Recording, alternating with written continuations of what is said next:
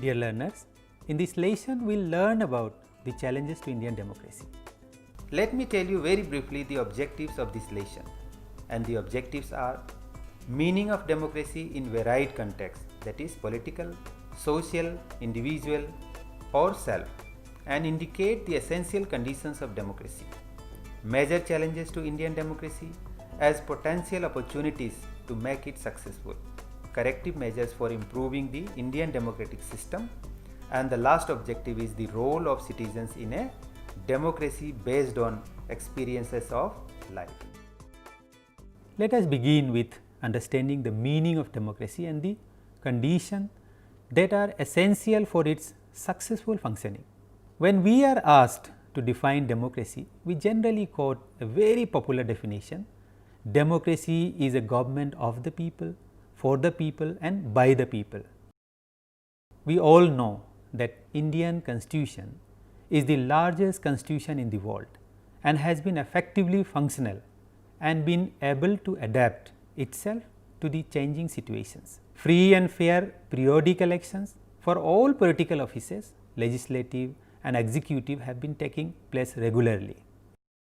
After independence, India immediately adopted a system which reflected all the principles of developed democratic systems, but its social system remained by and large traditional. The gap is often described as the mismatch between political democracy and socio-economic democracy, which has led to a number of challenges. Some of these challenges at times also indicate possible threats to Indian democracy. Let us discuss some of the major challenges which has been observed while functioning of democracy. The first and foremost is the illiteracy. Now, illiteracy among people was a matter of grave concern for successful functioning of democracy. In India, on the eve of independence, and it still continues to be a major challenge, the level of education of citizens is key to both the successful functioning of democracy, and perhaps the level of education of citizens is key to both the successful functioning of the country. Perhaps more importantly, it is an essential condition for human dignity. Literacy is necessary not simply for enabling citizens to participate in elections and exercise their rights to vote effectively. It has other more important implications.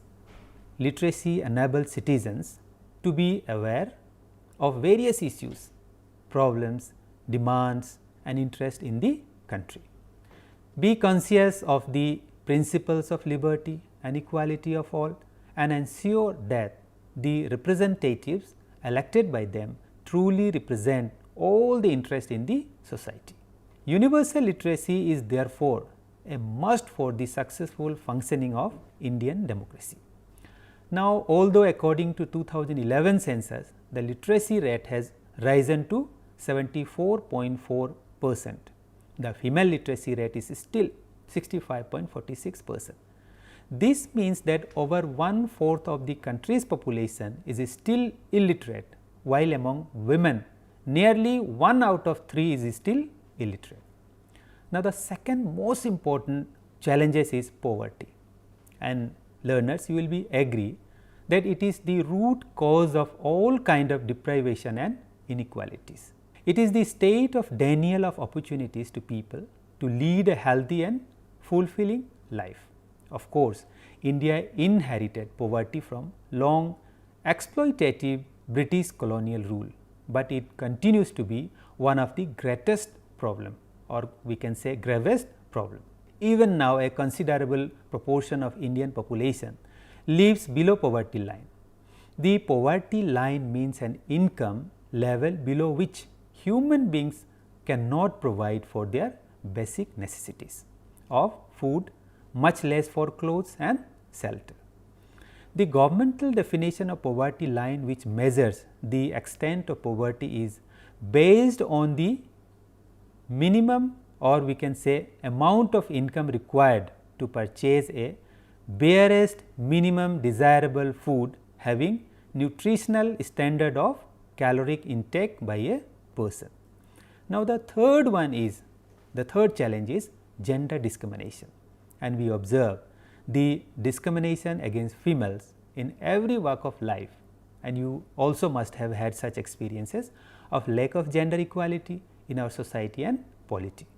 But we know that gender equality is one of the basic principles of democracy. The Constitution of India enjoins upon the state to ensure that man and women are treated as equal as there is no discrimination against women. Fundamental rights and fundamental duties as well as the directive principles of state policy makes these intentions very clear. The another most important challenges to the democracy is the casteism, communalism and religious fundamentalism. The challenges of casteism, communalism and religious fundamentalism are major threats to Indian polity, and they weaken the functioning and stability of democratic system. The caste system, which presumably originated in the division of labor in the ancient society, has become a more or less rigid group classification based on birth. Learner, you will agree that the most detrimental and inhuman aspects of the caste system is the practice of untouchability, which is continuing in spite of the constitutional ban imposed on it. Casteism has played a negative role even in the democratic political processes. In fact, casteism has become notorious as a strategy of exploitation of caste consciousness for narrow political gain. The caste system acts against the roots of democracy. Now, communalism, if we see, communalism and religious fundamentalism have acquired a very dangerous form, and if we see communalism and religious fundamentalism, it acquired a very dangerous form and alarming proportion in India. They disturb or disrupt the pattern of coexistence in our multi-religious society. Communalism as an effort to India's nationalist identity and a tragic setback to its evolving secular culture. It is subversive of our democratic political stability and destroyer of our glorious heritage of humanism and composite culture. As a matter of fact, communalism is an ideology of political allegiance to a religious community as a primary group and its base. It uses one religious community against other communities and perceives other religious community as its enemies. It is opposed to secular or secularism and even humanism. The another very most important challenges to Indian democracy is regionalism. Indian democracy has also been struggling with regionalism, which is primarily an outcome of regional disparities and imbalances in development. We all know that India is a plural country with diversities of religions, languages, communities, tribes and cultures. A number of cultural and linguistic groups are concentrated here in certain territorial segments. Although development process in the country has been aimed at growth and development of all regions, the regional disparities and imbalances in terms of differences in per capita income, literacy rate, state of health and educational structure or infrastructure and services, population, situations and levels of industrial and agricultural development continue to exist. Existence and continuation of regional inequalities both among state and within a state created a feeling of neglect, deprivation and discrimination. This situation has been given rise to regionalism manifested in demands for creation of new states, autonomy or more power to states or even separation from the country. It is true that regionalism and sub-regionalism are unavoidable in a vast and plural country like India. Now, the another most important which always we talk of or we listen from radio or television, that corruption. Corruption in public life has been a major concern in India. In fact, corruption is rampant in all walks of life. be it land and property, health, education, commerce and industry, agriculture, transport, police, armed force, even religious institution or so called places of spiritual pursuits. Corruption is present in the judicial system in India as well. According to Transparency International, the main reason for judicial corruption in India are delays in the disposal of cases, shortage of judges and complex procedures, all of which are exacerbated by a preponderances of new laws. Now, it is become very clear, learners, that Indian democracy and society are facing certain serious challenges, and you will definitely agree that there is a need to take corrective measures to offset the impact of these negative developments. Now, it is not that we were completely unaware of these problems on the eve of independence. In fact, the leadership of the freedom movement and especially the framers of the Indian Constitution were very much concerned with these issues. They made a number of constitutional provisions to take care of these concerns. Various governments also have been taking measures to respond to many of these, but there is a lot to be done. The government, the political parties and other political and social organizations must play their roles, or we can say the respective roles, in the fight against these challenges. Now, we will understand some of the corrective measures also that are necessary for the smooth functioning of the democracy. The first corrective measure is universal literacy, which means education for all. The significance and necessity of education for efficient functioning of democracy was appreciated by the framers of the Indian Constitution, which is why free and compulsory education to all children up to the age 14 is a constitutional commitment in India. Various governments at national and state level have been making efforts to attain this education. 1986.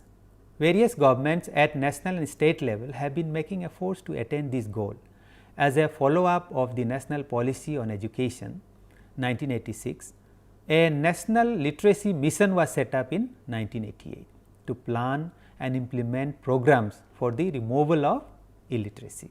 The Sarva Shiksha Abhiyan is a flagship program for universalization of elementary education for children between 6 to 14 years of age. Beside Parliament of India in 2009 passed Right to Education Act, through which education has become a fundamental right for all children of age group 6 to 14 years. Now, it is a fundamental right. Another corrective measure is poverty alleviations. From the 1970s, a number of programs have been implemented for alleviation of poverty.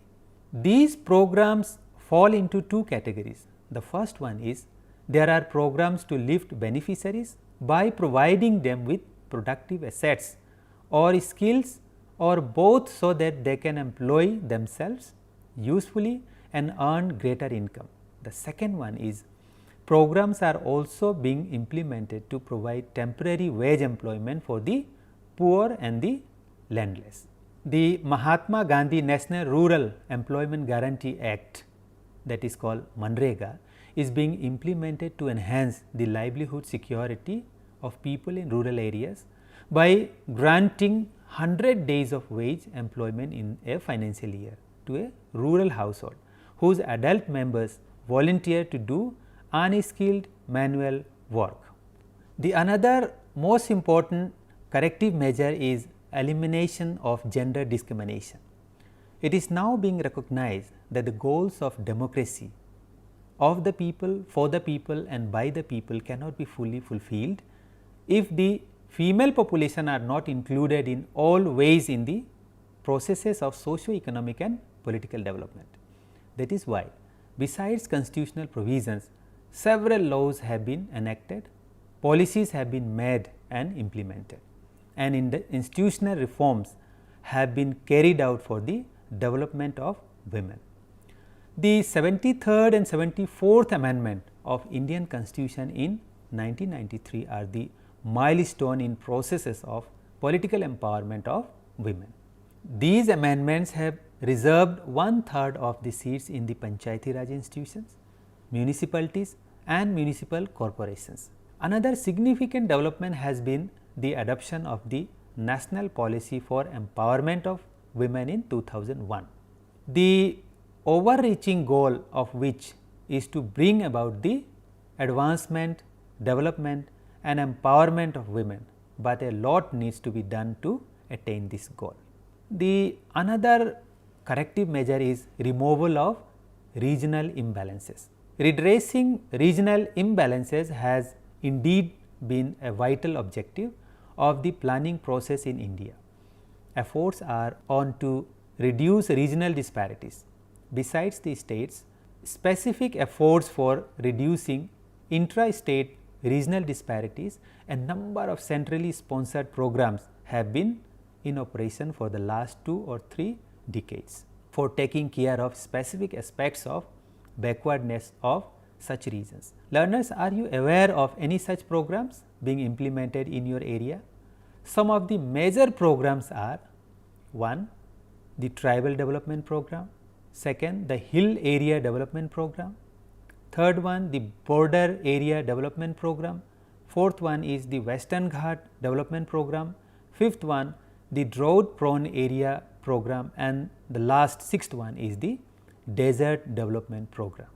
For the development of Northeast state, a certain percentage is earmarked for the Northeast from the budget for each developmental scheme or program, while the development of depressed region is a national responsibility.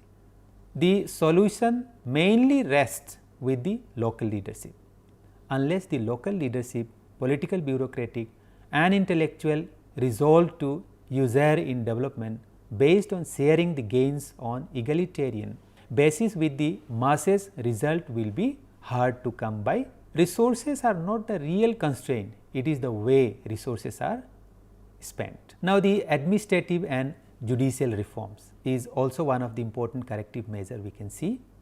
The corrective measure primarily depends on the efficient functioning of administration and independence and righteousness of the judicial system.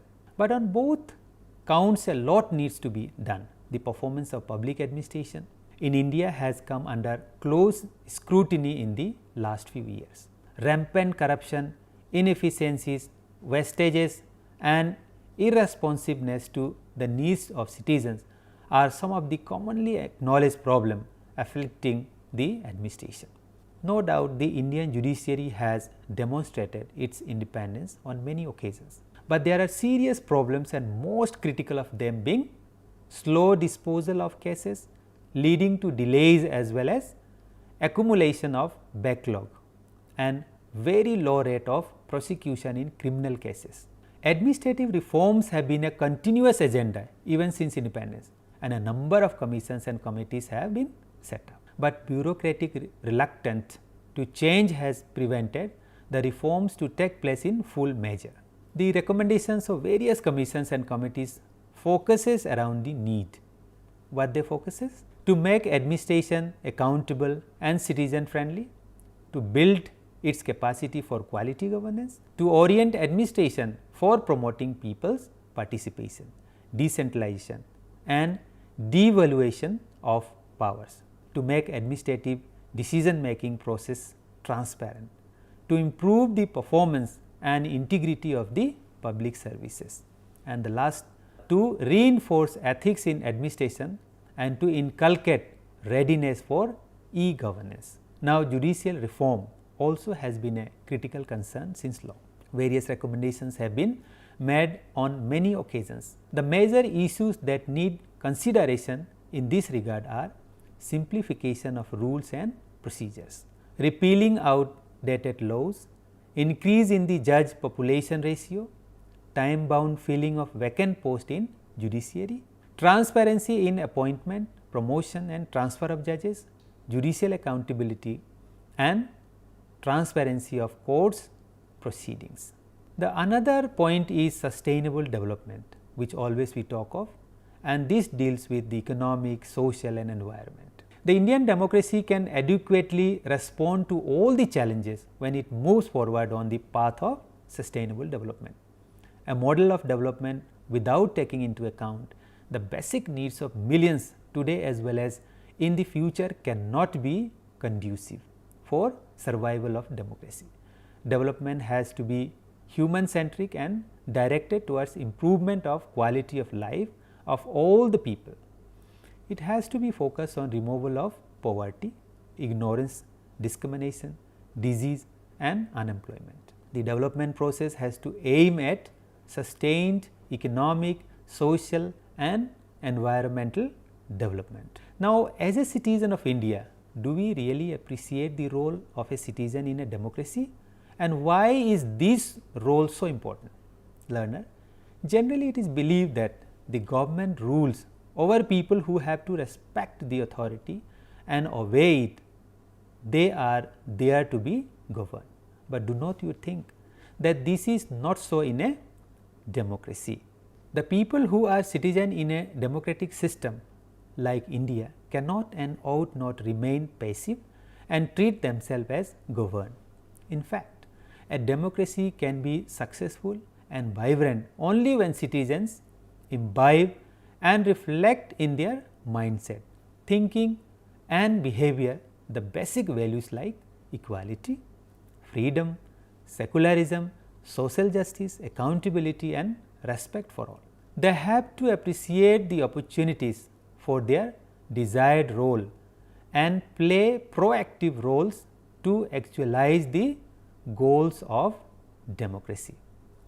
If democracy is to work, citizens must not only participate and exercise their rights. In fact, the corrective measures to meet the challenges faced by Indian democracy, they must respect the law and reject violence. Every citizen must respect the rights of his or her fellow citizen and their dignity as human being. No one should denounce a political opponent as evil just because they have different views. People should question the decision of the government, but not reject the government's authority.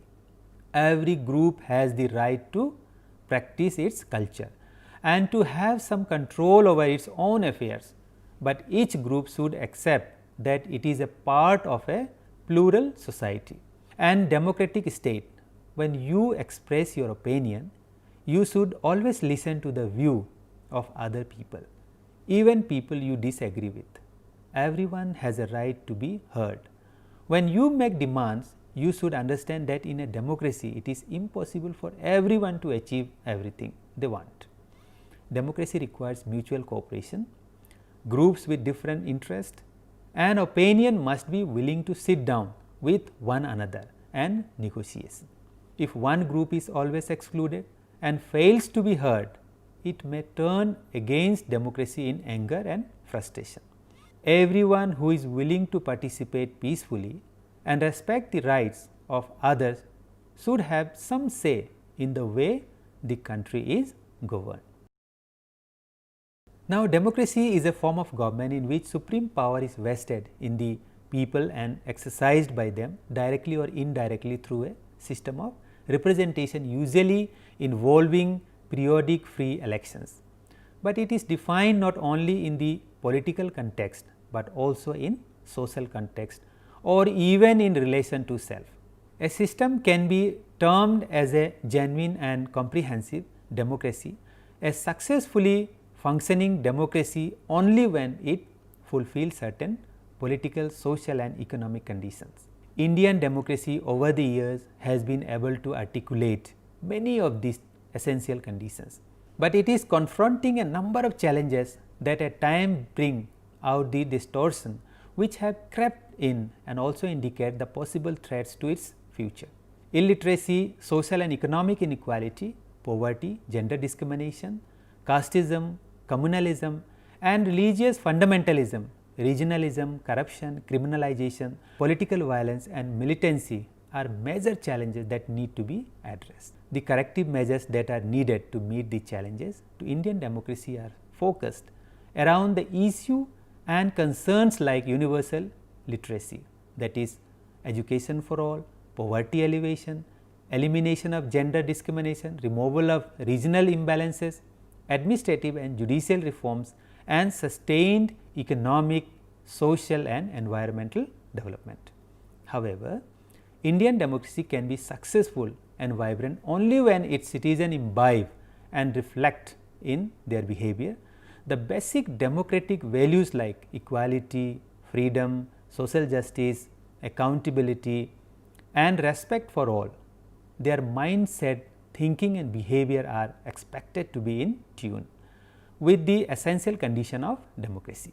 They have to appreciate the opportunities for their desired role like participation, making the system accountable and fulfilling obligations and playing proactive roles to actualize the goals of democracy.